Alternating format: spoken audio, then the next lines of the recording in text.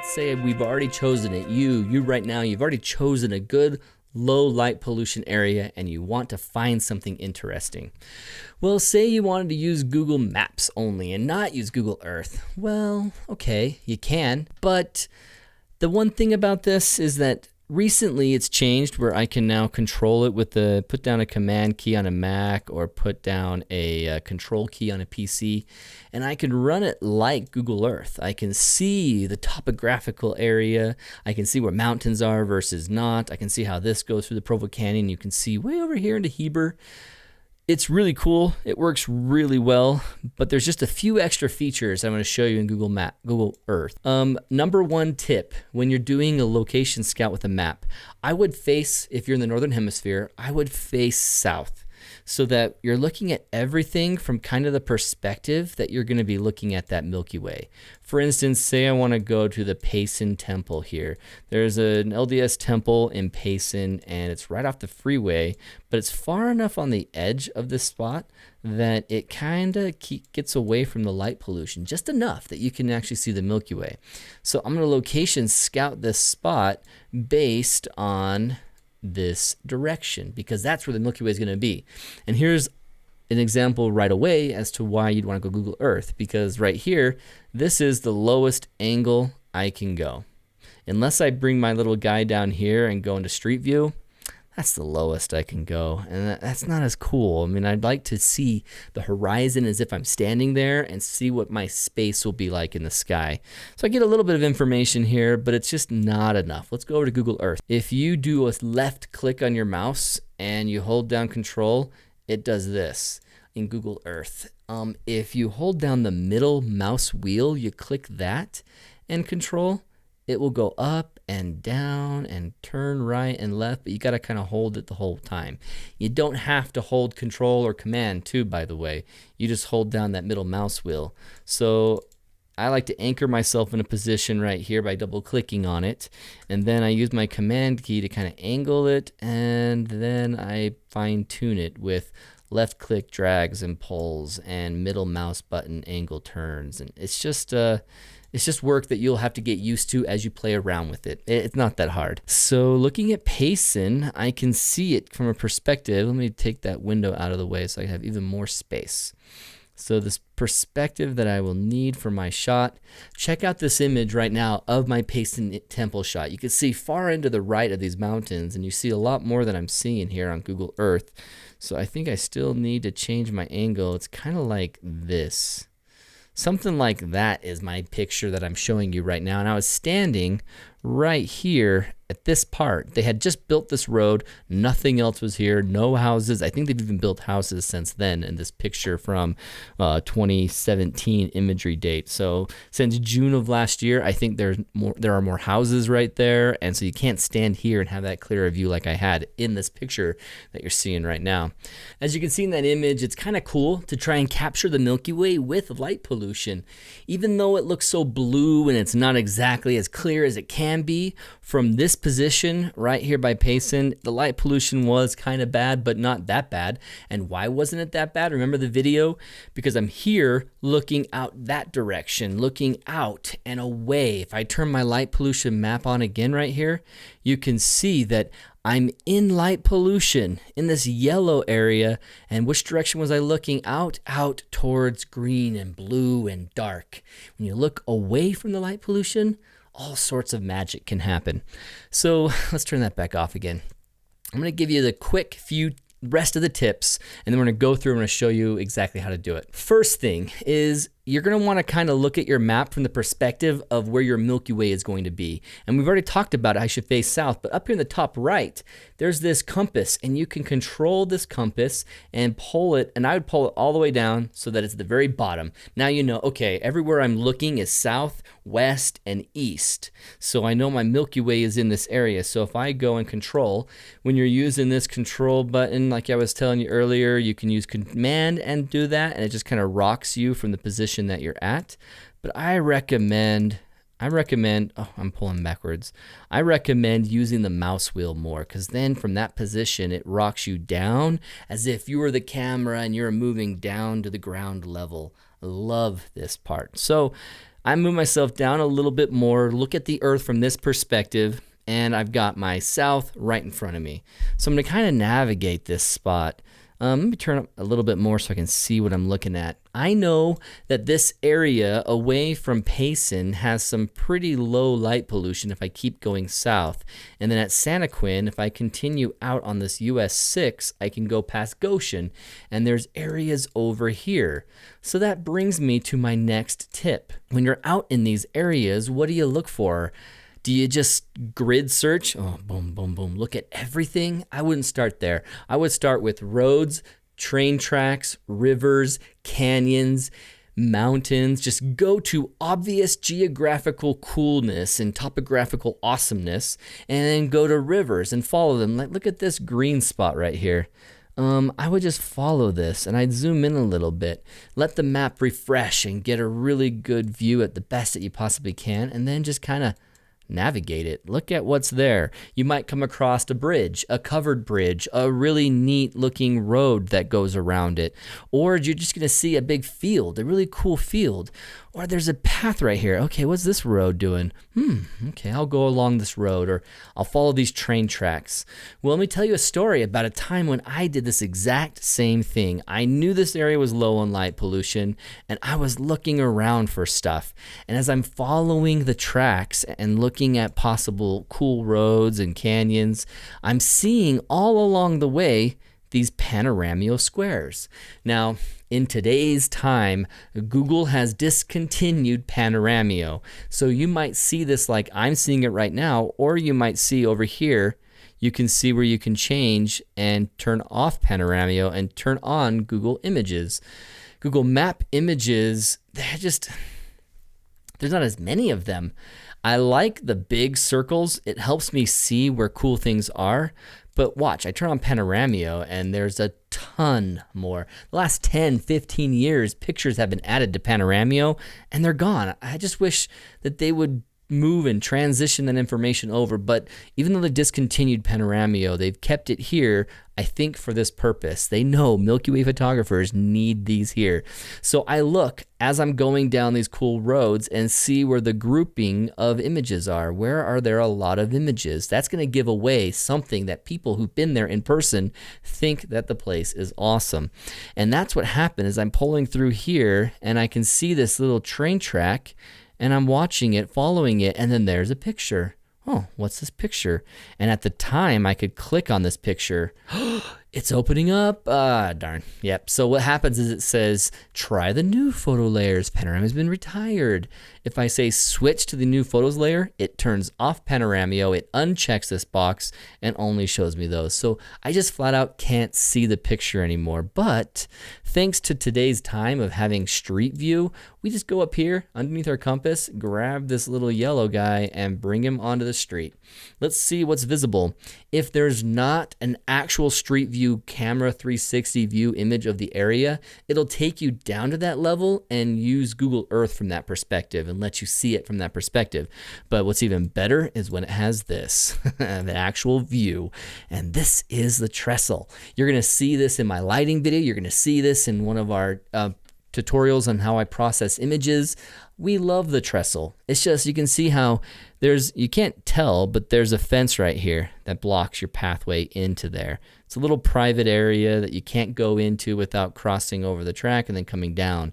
And coming down right here is just crazy to take a group workshop for. So we've just kind of benched that. So from Street View, I can actually check out my area, check out my terrain, but how do I know where the Milky Way is? Once again, that compass, bring it totally down. Bring the north all the way down. If you're in the northern hemisphere, I would always keep that north button all the way down. So you got west, south, east right in front of you. And so by this means, I have found new areas. I had no idea about this trestle, no idea.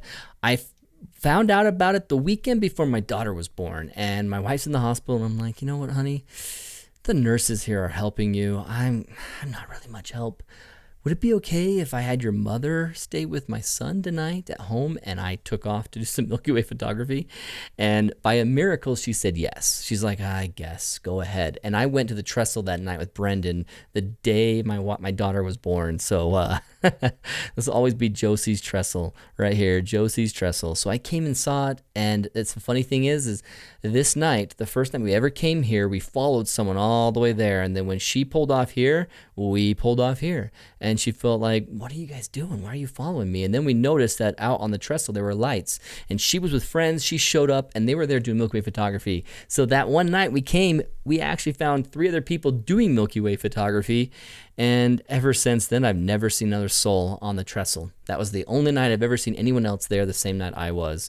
So that area I found just by following my tips of roads, train tracks, geography, mountains, cool areas, and panorama pictures, or nowadays, just the Google Maps photos. It's kind of a bummer, but at least Google Earth has kept the squares and locations on here so you know and you can see you can see a cluster of them and know where to look. Last thing I'm going to show you is this area. You can see how these train tracks go and the road goes through, and you can see only a few panorama spots. So it was really easy to find this on the map. Now, I found this area, the silo, from being out in an area that we had seen a ton of pictures of, that Brendan knew about, called the Silver City Ruins right here. See the Silver City Ruins?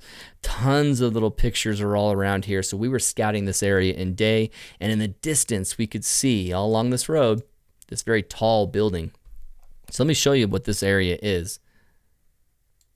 Go down to pull down my little guy, get my street view on, and it's funny, there's always a vehicle whenever I keep doing this. There it is. There's a silo. The silo is awesome. It's got 4 cylinders on here with a flat front that's really good to light paint. It's got cool character down there. And once again, I'm facing totally south. And so I know I can work with this, with the Milky Way. And so I think I was standing, oh yeah, I was right here.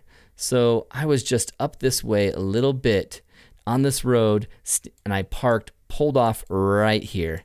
Now, this is something I'm going to mention in another video later on, but when you get to these areas for the first time ever, you feel more vulnerable and you feel nervous. And I had been here 6 or 7, 8 times by this point, and so I wasn't as scared when I got out of the car. I didn't feel so vulnerable. Honestly, guys, if you're in an area like this at 3 in the afternoon and you feel safe, that no one's going to bother you, you're not scared of where you are, being there at 3 a.m. in the morning, it's just the same. It's not going to change. Animals don't come out and want to eat you at night. Coyotes don't even really attack humans. It's very, very, very rare that it's ever happened. So if you could go there during the day, you can go there during the night. Just make sure that you know the area, know the terrain, and you're not going to trip and fall and break your ankle and be alone out here and freeze to death, all night long. So that's the only thing you're scared of. It's not anything else. But even though you still feel nervous, and I was out here alone, parked the car, put my tripod down, and I was getting my focus. And then all of a sudden, from behind me, like barely behind me, I hear, and I'm thinking, oh no, there's an exasperated murderer. He's right next to me. And I turn around really fast, and I could see a silhouette of a bump and another. It was a cow. It was a cow on the other side of this fence right here, and breathing really loud for some reason. Yeah, man, it freaked me out.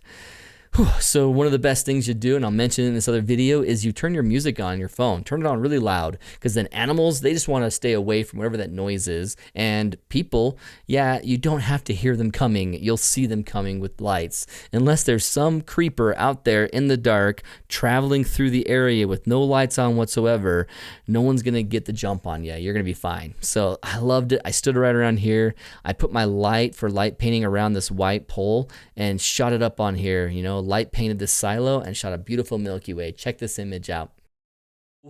When you're doing this, remember trains, roads, train tracks, cool features, all these things that you might not know exist out here. You follow along where man has been, Rivers, man has been.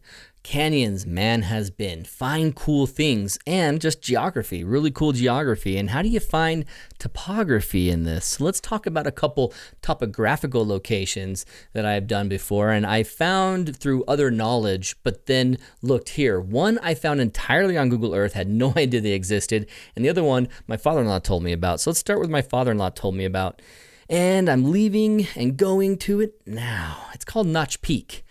Notch Peak is this really cool rock. Let me pull up a little bit and show you. So using the control button and the command button, you can see how I can't swing myself in front of this. But if I hold down my middle mouse click, if I hold down my middle mouse wheel, it'll actually swing me around to the front from wherever I anchored that, wherever that little, a reticle shows up. That's kind of an anchor point as you're just going to shift around it. So this is Notch Peak. It is really cool. Here's the problem that Brendan and I found, and this was actually our very, very first photog adventure, and we had done the Milky Way several times, but we hadn't done it too many times, and there's some things that we didn't put into consideration, and this is the stuff that I want to teach you guys right now. So first off, when we're driving here, we arrived at night, and we weren't sure how close we were to the notch because it was new moon, crazy dark. We couldn't see it with our own eyes. So as we're driving through this spot from this road and going this direction, I kept having to stop the car, get out, take a 20-second exposure just to see what's going on. Oh, okay, there we go. I could see with my headlamps where I was driving and everything, but I couldn't see how far I was getting. And so we're driving all the way up past this point, and we started passing campers and everything, and we got about to here. And what happened is that we could drive and park and felt safe and didn't want to drive up in the wash anymore. We had driven all around this and we thought, where do we want to camp? Where do we want to stop? So let's just stop here, and worked our way up by hiking. And now this is where it became hard. How do we feature this notch in a Milky Way shot? And scouting from home would have helped, because if I had done more, I could have told myself, well, we need to make sure that we're there on the day and we get ourselves up this, hike all the way up this somewhere. We ended up getting to the point to where we can stand here and look up at the notch, or we can go out on this side. And we went up here somewhere, shot over this ridge that was all just in shadow, and then the notch. But then the other thing happened where the light wasn't shining on the notch. And we didn't have lights that were going to light that. Even our low-level lighting would take a lot to light this giant feature. And so how do we plan for this? I mean, we needed to have moonlighting where it was coming down and setting on this. So we thought, where this originally took me, where we thought, let's go up here where we can see the Milky Way through the notch. But then, scouting with this and using Google Earth, you can see how I'm going to use this little guy and go to street view, but it's not really street view. It's going to be the edge of this surface view. It's going to give me a perspective as if I was right there. So from here in this perspective, you can actually look around and see what you'll see. And you know what? The Milky Way would have to be late September to be visible through the notch. But then, what's my foreground like? And you can see how it just, let's stop right here. Let's go out of ground level view, because when you're not on a street, they call it ground level view. This is a pretty sheer cliff. With PANORAMA, there were these 360s, but I don't think the 360s work anymore. Oh, they kind of do. Click on the image to fly into it. Okay, awesome. PANORAMA 360 cities over here on the left, they still work. So let me show you the notch from a 360 camera angle of being at the notch. And this is going to be fantastic. So that's where that guy's set up. He's up at the top looking at this terrain. You can see how it goes all the way up here, goes down, and goes all the way over. So it's a really cool hike and a really cool view. But, I mean, it's really tough to make something that goes and drops below you interesting without light. And so the only way this could be cool is if I take it at natural lighting and then combine the two time periods where I got the Milky Way now visible. And when the Milky Way is visible, I basically have this silhouette to play with. And it's okay, but the idea of getting up here, all that effort, I mean, is it worth it? Eventually, when I've completely burned out on all these awesome locations, which will be 10, 20 years from now, I might get this shot, but it's not something I needed. So I kept scouting for more, and that's when I found the strawberry pinnacles. I showed you already the strawberry pinnacles, and I showed you how they came from, but let me just show you exactly how my process found me it. So our very first Milky Way was down here at Strawberry, and when Brandon and I came out here, we found this road that came off the freeway or the highway, I should say, and came off and went into a snowbank and then these little houses. That's what the light pollution we could see was at. So we were sitting here and we're looking. Let me get myself facing south. Okay, so we're sitting here and we're facing southeast, early Milky Way, and I'm looking out and I've got kind of a boring foreground. You can see even the shape of the topographical map here, it reveals how flat and boring and non-interesting it was. So I just kind of had some terrain and nothing else. The Milky Way. We'll talk more about that in the composition later. I'll even show you my bad image. But this right here wasn't that great. And so as I'm thinking about where else can we go, I'm just driving along the road. I'm looking over this map. Where else are there? PANORAMA was on. And as I'm looking through here, I'm following the gully, the water flow as it comes through here. I see this spot, and I'm like, okay, that's cool. There's an extra canyon pathway to drive through. And so I'm floating through here, and I'm already paying attention to the fact that these come together. And there's tons of pictures. Let me pull back. So you can see PANORAMA has tons of pictures showing up here. And I'm seeing the pictures and going, oh, whoa, those are awesome. Let's see, what is this guy? Because this is actual Google Earth. Let me turn off PANORAMA so that I only click on Google Earth Maps. Okay. That is going to tell the story of what didn't work about the first morning we went there. But this is a little campsite that's right by one of the pinnacles. And you can see how the cliff walls go up high. And it's a really neat little area where these roads junction together. And then I found this. Okay. Where are the pinnacles? What part are the pinnacles? I see all these pictures, and they're these totally vertical things, almost as thin as my hands. And so I don't see them on the map at all. So this is the other tip, the last tip I'll give you. Pay attention to the shadows that you see, because sometimes Google Earth just doesn't have the information, I don't know why, of a topographical pillar. They'll have larger areas and hills and mountains right up to the shape of the top of the mountain. But these pillars, it didn't see at all. And so that giant cliff that you saw right here with all those people playing, where was that? Oh, okay, here's where they were playing. And you look up and go, okay, there's that. Well, if you have something like this 360s, that's going to be great. Let's check it out. So I'm going to go to this 360 position, and you're going to already see, oh my gosh, okay, there are really neat pinnacles there that are just obviously hidden for some reason from the geography and topography of Google Earth. So let's let that fully load. So you can see how you've got the high cliff walls, they go up and they create this pinnacle and this edge of the cliff. That's really fantastic. And when you think about putting a Milky Way up in here, it's very tempting, very awesome spot. And so now I'm thinking, where are those in relationship to everything? Because I just am not getting it from this picture. So the shadows, my tip, let me show you how they work. So let's come outside of the photo. Let's exit it. It's going to take me out, show me the Google Earth area again. So now I understand it a little bit better. There's this cliff that goes up, and there's something here on this mound, and there's something here. Looking straight down, I can identify it. Okay, the cliff is here. These sharp edges are that cliff, and it doesn't show it as being all that high. It's a little off. But on top of that, look at this. there is a shadow right here, a very long and a very obvious shadow that's making the shape of the pinnacle.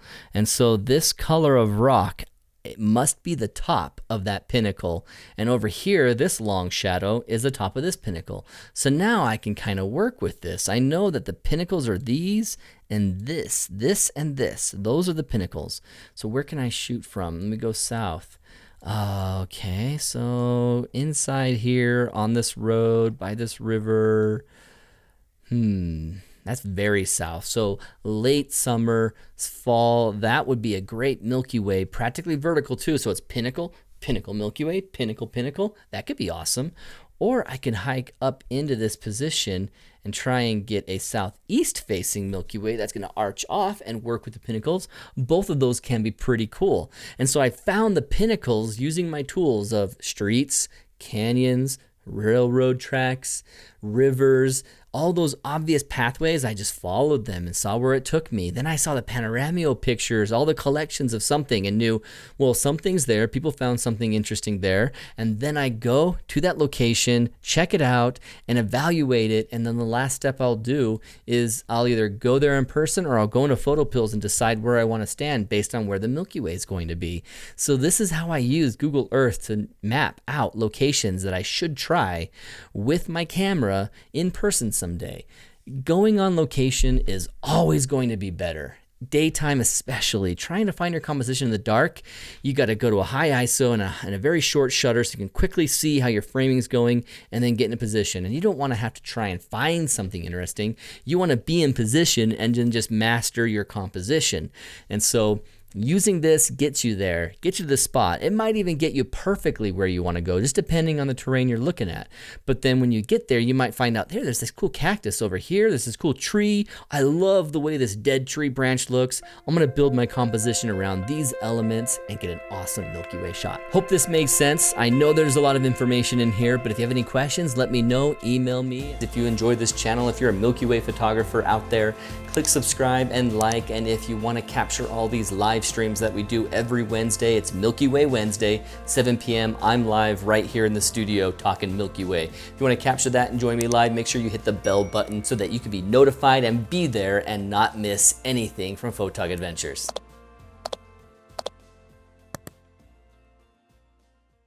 Pack the things in the car and I'm ready to go, and I look up and the blasted sky has clouds. Right now it's 1:08 a.m. so do I rush out? I am way too tired to continue scouting.